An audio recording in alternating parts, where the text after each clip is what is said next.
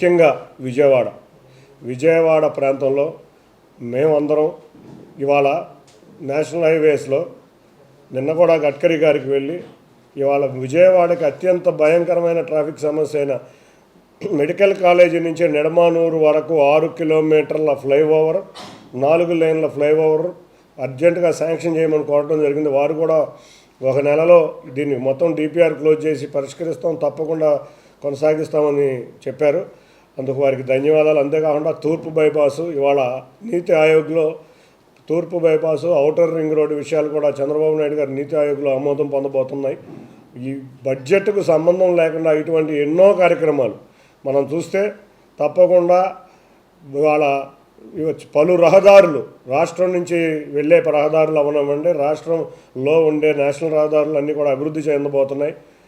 Railway స్టేషన్లు అభివృద్ధి చెందబోతున్నాయి. సుమారు 76 స్టేషన్లు అమృత్ భారత్ స్కీమ్ కింద ఇవాళ ఆంధ్రప్రదేశ్ రాష్ట్రంలో ఉన్న 76 స్టేషన్లు అమృత్ భారత్ కింద ఇవాళ రాబోతున్నాయి.